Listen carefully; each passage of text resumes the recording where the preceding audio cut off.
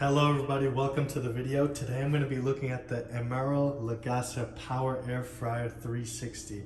This thing looks amazing and I'm excited to cook this pizza in it. So let's get started.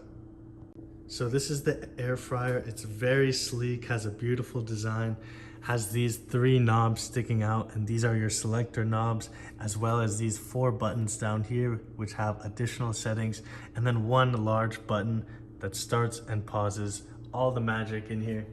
So if we open this up, we can see that the size is actually pretty good. Obviously there's these 2 racks in right now, but there's a bunch of different accessories that come with it. Right here is the drip tray, and you can move these racks wherever you need. With that too, they also include a couple different options. So if you're toasting, you want to keep your rack on this side. If you're baking, making a pizza, stuff like that, you want your rack right here, and that's where we're gonna put our pizza. So let's take a look at the display for a minute. Up here you can see your temperature, down here you can see the time, and right here you see all the settings. So now that it's plugged in, if we just move our little knob right here, the screen turns blue and we can see our settings easier. So right now what happened was I turned this one, which selected air fry. So we don't want air fry, we're doing a pizza. So you use this knob right here to select over a couple different options. So we have air fry, toast, bagel, pizza, bake, broil, rotisserie, slow cook, roast, dehydrate, reheat, and warm. What a crazy list. So there's definitely the setting that you need. So right now there is a pizza button, so we're gonna try that. Then you use these knobs to pick the temperature and the lower one to pick the time. So what we're gonna do is we're gonna do about 425 degrees, and that's basically gonna be our preheat, so the time doesn't matter for now. So we're just gonna keep that, we're just gonna keep it at 10 minutes for now and start that. So now you can see the display turns orange while it's being preheated, and the light automatically turns on inside. If I did want to turn off the light, I would just click this button right here and the light turns off. Same thing if I want to turn it on. Then right here you can change your temperature from Celsius to Fahrenheit, and you have a couple different options such as convention, and you can turn that off right there. There's also a cancel button right here if we wanted to stop, and it stops immediately, but we don't, so we're just gonna start it once more. Okay, so now it's done preheating. We're gonna open this up, and like I mentioned before, this is gonna go on the middle rack. So we're just gonna slide that right on there. Close this here, and we're gonna set our time to 18 minutes. And yeah, that's just gonna start baking on its own. We'll keep looking at that and we'll update you soon.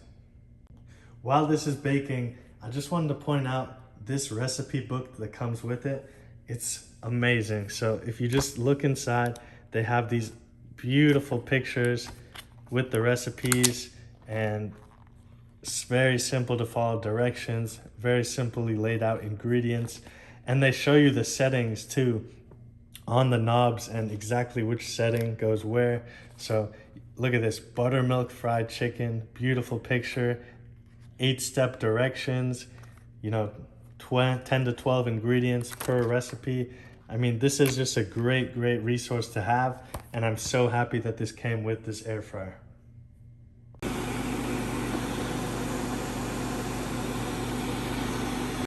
Okay, so the timer just beeped. It has been 18 minutes, and let's take a look at our pizza. So I'm gonna use my safety gloves right here and pull this out, and wow, does it look good. Maybe a little bit burnt, and that's just highlighting the power of how good this oven is. So I'm gonna slide this onto my plate right here. And here we go. This is our pizza, finished product. A tiny bit burnt on the cheese right here, but that's just gonna add to the crunch and the taste. So definitely excited to try this.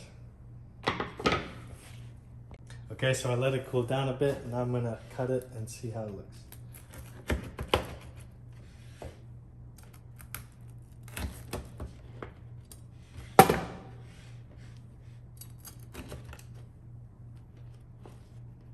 Okay, it looks pretty good, honestly. Yes, it did get a little bit burnt, but I'm excited to try this still. And overall, making it with this toaster oven was very, very easy. And I really, really like that it's also an air fryer. So keep that in mind. It looks like a toaster oven, but it's really an air fryer. Okay, so update, I've let the pizza cool down for a bit, and I'm gonna take a bite and see what I think.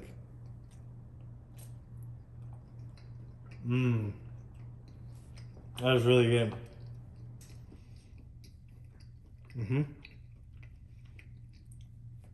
Really good. And just want to point out, we made something simple like pizza in this air fryer.